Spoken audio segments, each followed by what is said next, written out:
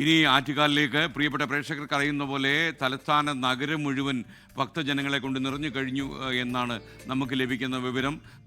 ഭക്തി സാന്ദ്രമായ അന്തരീക്ഷത്തിൽ നമുക്കൊപ്പം ചേരാൻ മേഘന മുരളി ആറ്റുകാലിൽ നിന്ന് വരുന്നു.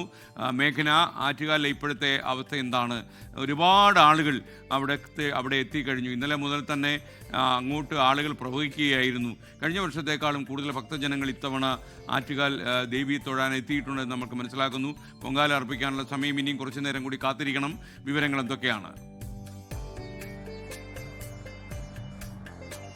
ഇനി കുറച്ച് നിമിഷത്തെ കാത്തിരിപ്പ് കൂടിയേ ഉള്ളൂ. ഭക്തജനങ്ങൾ ഭക്തലക്ഷങ്ങൾ പൊങ്കാല അർപ്പിക്കും. അവരുടെ ദേവിക്ക് പൊങ്കാല സമർപ്പണത്തിനുള്ള സമയം അടുത്തു കഴിഞ്ഞു. 9:15 ശുദ്ധി പുണ്യാഹ ചടങ്ങുകൾ നടക്കുക. അതിനുശേഷമായിരിക്കും ക്ഷേത്രത്തിന് ശ്രീകോവിലിന് മുന്നിലെ പണ്ടാരയടുപ്പിൽ തീ പകരുക.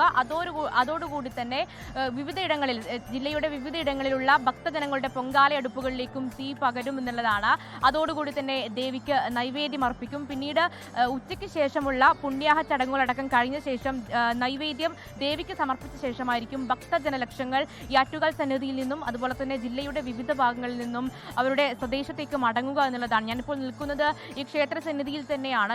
രാവിലെ 4 മണി മുതലുള്ള നീണ്ട നിരയാണ്. അതിലൊരു മാറ്റവും വന്നിട്ടില്ല. നിരവധിയായിട്ടുള്ള ആളുകൾ ഈ പൊങ്കാല സമർപ്പണത്തിന് മുന്നേ തന്നെ ദേവിയെ ഒന്ന് കാണുക, അവരുടെ ആഗ്രഹങ്ങൾ പറയുക, അതുപോലെ തന്നെ കഴിഞ്ഞ വർഷം പൊങ്കാല ഇട്ടപ്പോൾ പറഞ്ഞിരുന്ന ആഗ്രഹങ്ങൾ അതിൻ്റെ സഫലീകരണം, അതുമായി ബന്ധപ്പെട്ട് നന്ദി അർപ്പിക്കുക, അങ്ങനെ നിരവധിയായിട്ടുള്ള കാര്യങ്ങൾ അവർക്ക് വിശ്വാസികൾക്ക് അമ്മയോട് പറയാനുണ്ട്. അതിൻ്റെ ഒരു യാത്ര അവർ ഈ മണിക്കൂറുകൾ ക്യൂ നിന്നിട്ടാണെങ്കിലും അമ്മയെ കാണുമെന്നുള്ളതാണ് പറയുന്നത്. ഒരുപാട് പേർ ഇവിടെ ക്യൂ നിൽക്കുന്നു. അവർ കണ്ടേ മടങ്ങുള്ളൂ. അവർക്ക് അമ്മയോട് പല കാര്യങ്ങളും പറയാനുണ്ട്. അതുപോലെ തന്നെ പലവിധം ആഗ്രഹങ്ങളുണ്ട്.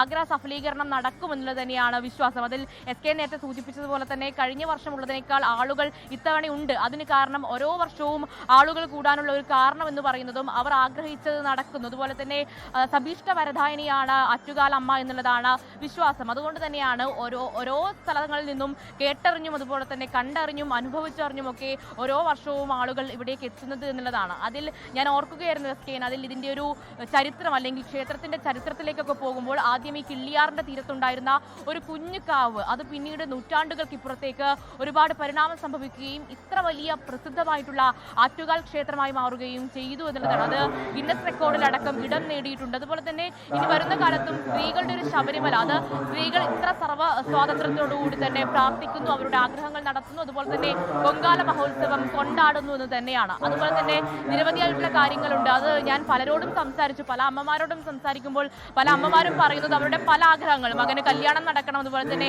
ജോലി, അതുപോലെ കുടുംബത്തിൽ സമാധാനം വേണം, ഐശ്വര്യം വേണം. അതിൽ പലരും എല്ലാം നഷ്ടപ്പെട്ട് അല്ലെങ്കിൽ ഇനി ആരോടും പരാതിയും പരിഭവവും പറയാനില്ലാത്ത മനുഷ്യരാണ്. അവർ അവസാന ആശ്രയമായി അമ്മയെ കാണുന്നു. അമ്മ അത് തങ്ങൾക്ക് ഉണ്ടാകും, ആശ്രയമായി ഉണ്ടാകും എന്നുള്ളൊരു വിശ്വാസമാണ് അവരെ മുന്നോട്ട് നയിക്കുന്നത്, അവരെ ജീവിക്കാൻ പ്രേരിപ്പിക്കുന്നത് നടക്കമുള്ള കാര്യങ്ങൾ അവർ പങ്കുവയ്ക്കുന്നുണ്ട്.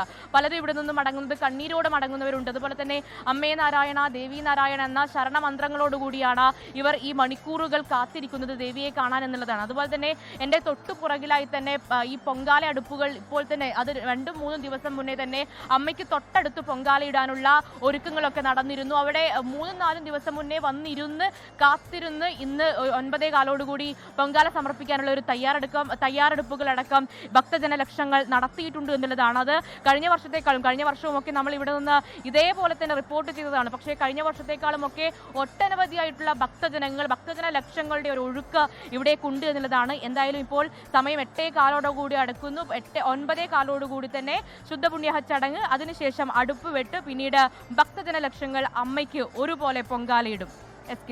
ലോകത്തെവിടെയായാലും ഏത് സമയത്തും 24 വാർത്തകളും ഓഗ്മെന്റഡ് റിയാലിറ്റി പാക്കേജുകളും എക്സ്പ്ലെയിനറുകളും വിശദമായി കാണാൻ ഞങ്ങളുടെ YouTube ചാനൽ നിങ്ങൾക്ക് സബ്സ്ക്രൈബ് ചെയ്യാം.